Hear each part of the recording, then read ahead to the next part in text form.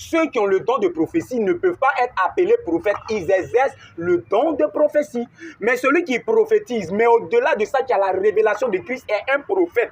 C'est la différence aujourd'hui. Voilà pourquoi vous n'allez pas voir même les frères qui prophétisaient dans la Nouvelle Alliance, Paul qui les appelait prophètes. Ça n'existe pas.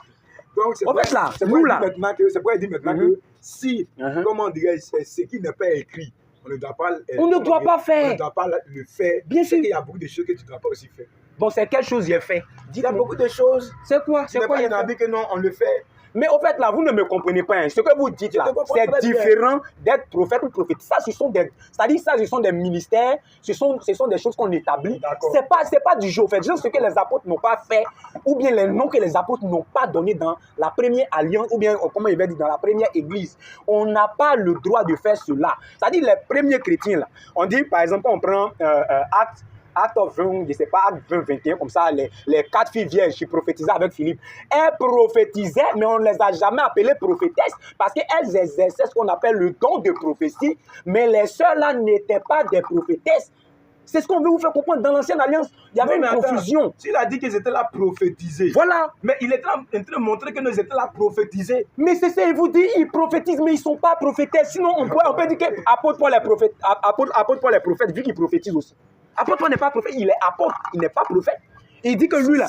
Lui, il exerce le ministère du prophète. Non, il exerce le don de la prophétie. Il avait le don de la prophétie, mais pas le ministère. Et qui ça, l'apôtre? L'apôtre Paul. Oui. Voilà.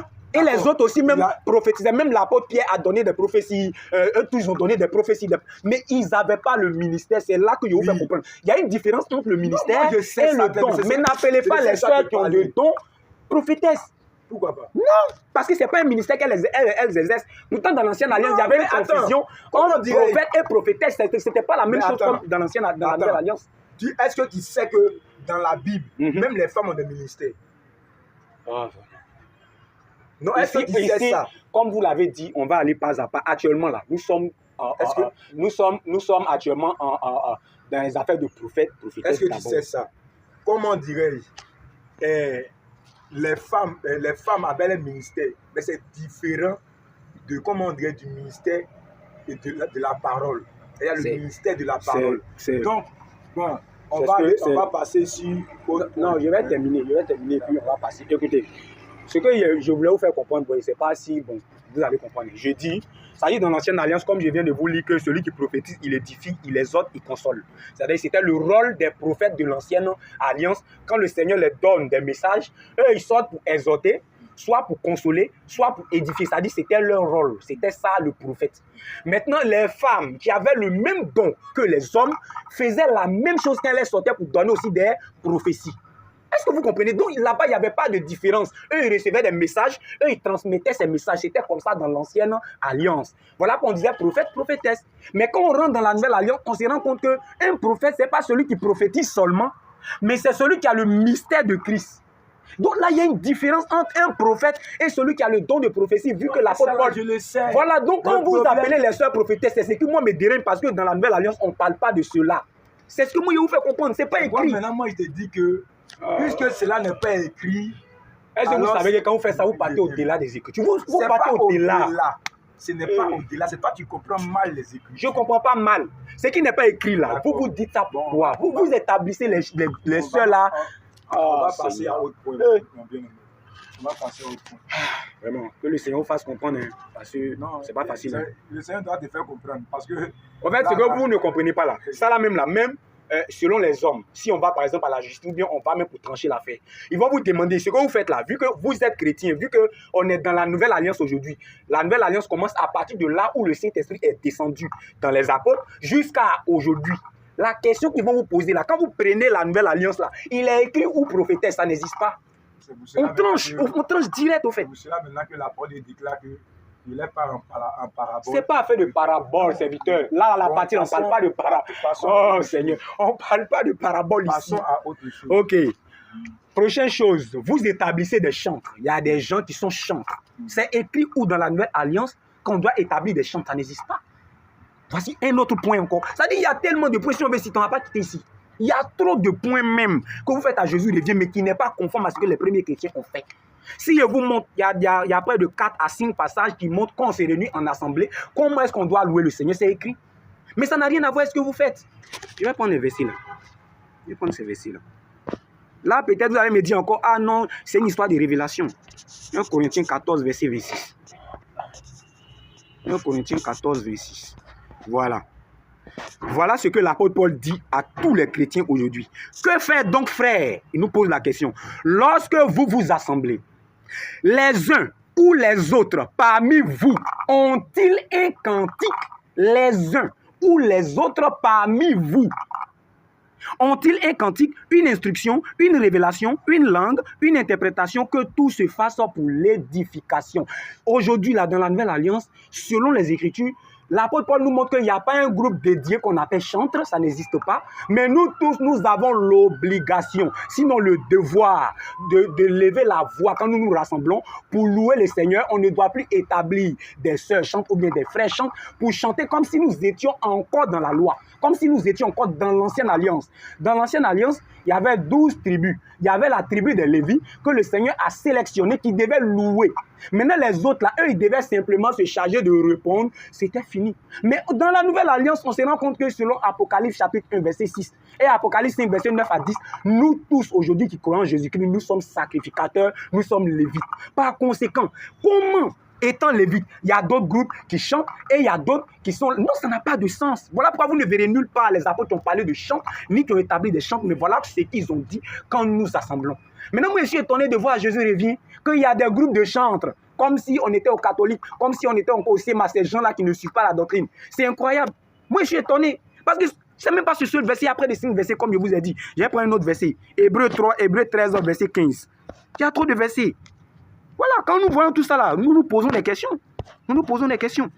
Voilà, par lui, c'est-à-dire par le Saint-Esprit, offrons sans cesse à Dieu un sacrifice de louange. Les louanges aujourd'hui sont nos sacrifices à Dieu. On ne peut pas dire à un groupe que vous êtes chanteur, nous on se charge de répondre. Non.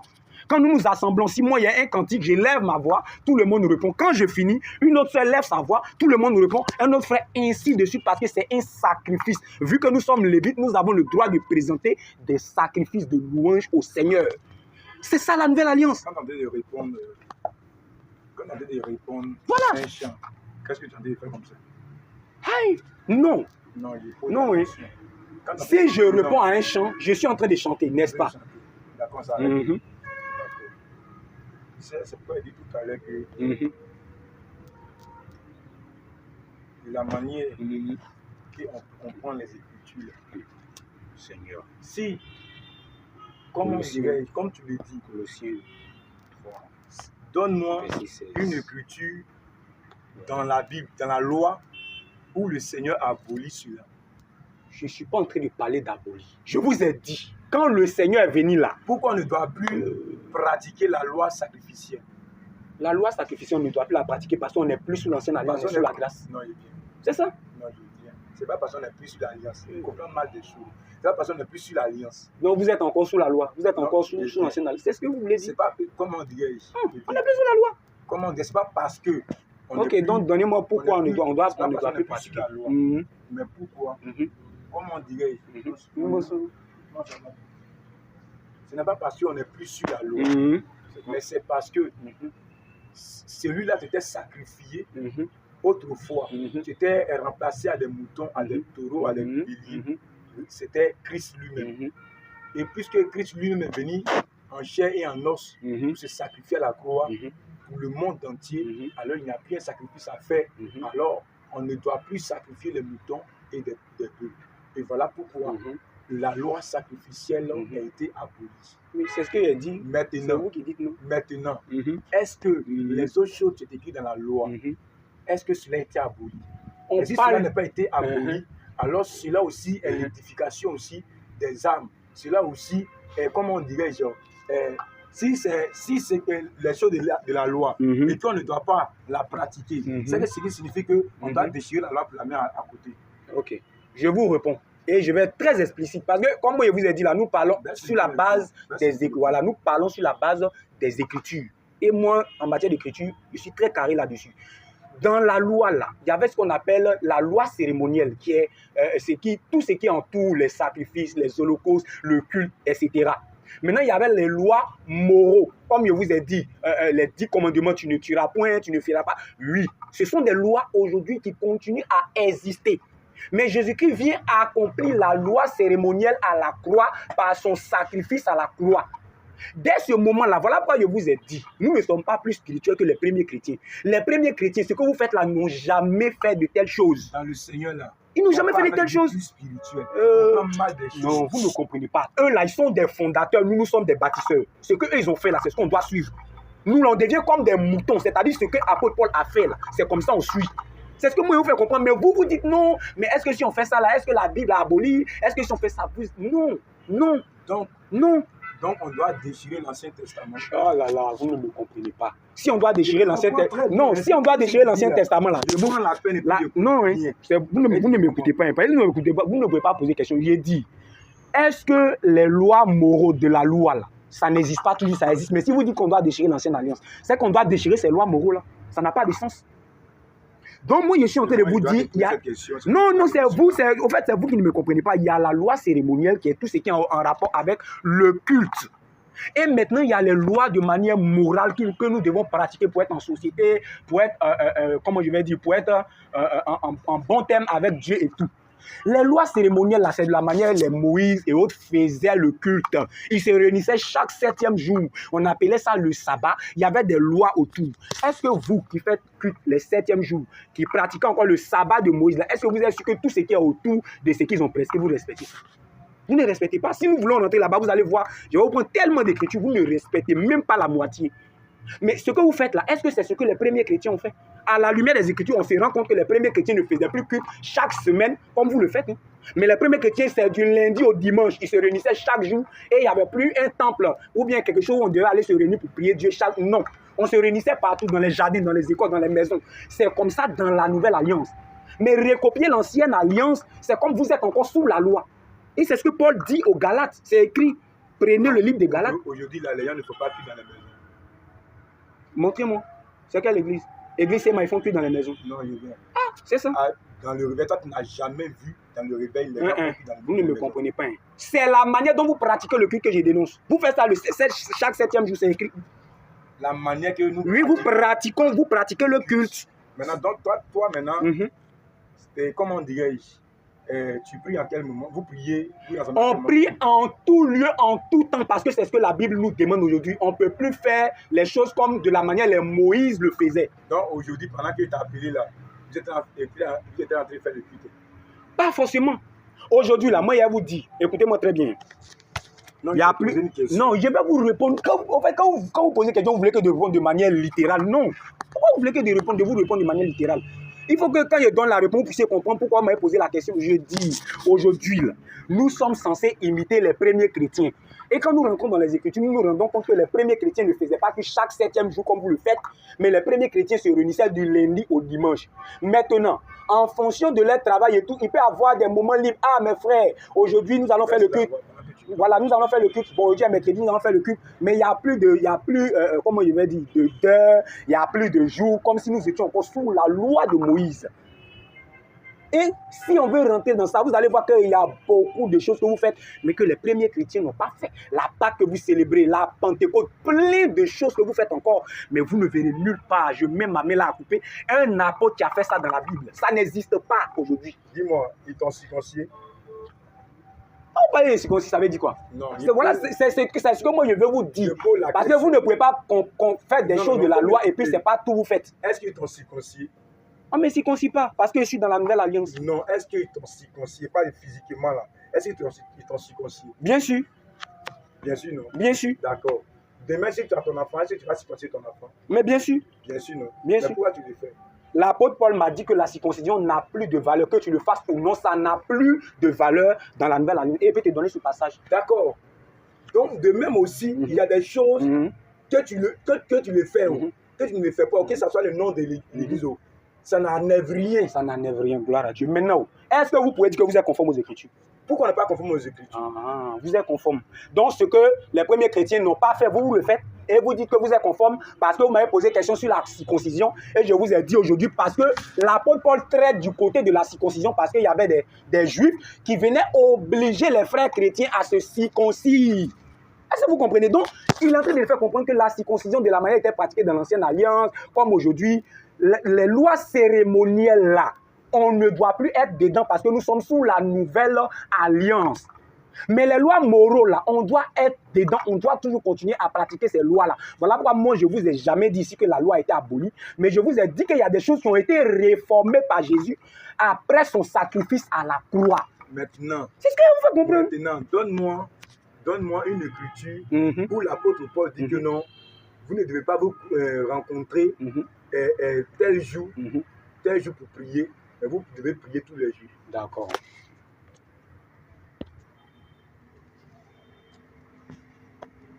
À vous prendre les Écritures où les premiers chrétiens se réunissaient tous les jours. Non, il dit donne-moi une écriture qui dit que, comment dire, ne vous réunissez pas. En fait, c'est pas une affaire d'écriture. Nous, là, nous sommes conformes aux Écritures parce que nous sommes chrétiens. L'esprit que les premiers chrétiens ont reçu, c'est ce même esprit que nous avons reçu. Nous sommes obligés d'être conformes aux Écritures. Ce que les premiers chrétiens n'ont pas fait, nous, là, on n'est rien pour faire. On n'est rien pour faire. Donc, ne me demandez pas de vous donner un passage où l'apôtre Paul ne vous demandez pas de vous réunir. Bon, ok, 7e jour que vous vous réunissez, là, ça se faisait ou ça se faisait dans la loi, non? Est-ce que ça se fait dans la grâce? Je te dis, donne-moi. Non, mais dans la grâce, ça ne se fait pas. C'est ce que je vous informe. Si tu n'as pas le verset, tu me dis que je n'ai pas. Non, mais ce que vous demandez là, ça n'a pas de sens. Non, moi, je vous dis, si vous dites que vous êtes chrétien, vous êtes censé vous conformer à ce que les premiers chrétiens ont fait. Pourquoi ça n'a pas de sens? Ça n'a pas de sens. Parce que les premiers chrétiens n'ont pas fait ce que vous faites là. Ils ne se réunissaient pas chaque 7e jour comme vous le faites, comme si vous étiez encore sous la loi. Mais eux, maintenant, les Écritures disent qu'ils se réunissaient chaque jour. Chaque jour. Et ils priaient. Oui. Maintenant, comment dirais-je, dans cette semaine-là, combien de fois vous êtes réunis pour prier? C'est pas ma question. La question que je vous ai posée, pourquoi vous vous réunissez chaque 7e jour? C'est ça, parce que vous n'êtes pas conforme. Je t'ai posé. Même, il y a vous dire. Non, attendez. Non, vous ne me comprenez pas. Non, je vous ai posé question, c'est vous qui ne m'avez pas répondu. C'est vous qui ne m'avez pas répondu et qui vous me reposez une autre question. Moi, je vous ai posé question, vous n'avez pas répondu et vous me posez question. Ça, moi, je vous ai reposé question. Ah, vraiment. Non, on est en train de discuter. Hein. On est en train de discuter. On n'est pas en train de... C'est pas par là. Voilà. On est en train de discuter. Un chrétien, c'est pas ça. Voilà. Donc là... Les choses de Dieu, là, c'est d'une manière simple. C'est les chrétiens d'aujourd'hui qui compliquent les choses. C'est les chrétiens d'aujourd'hui qui compliquent les choses. Ce qui est écrit, c'est ce qu'on doit suivre. Ça s'arrête là. Mais on veut toujours compliquer en allant prendre les choses de la loi, alors qu'on voit très bien que dans la Nouvelle Alliance, les premiers chrétiens n'ont jamais fait ça. Donc, c'est que la loi, on doit la déchirer. Oh là là. Donc, quand je parle de loi cérémonielle et de loi moraux, là, vous ne me comprenez pas. Si tu dis que... Non, mais quand vous dites on doit déchirer la loi, c'est pour déchirer moraux et cérémoniel, ça n'a pas de sens. Je ne suis pas en train de faire la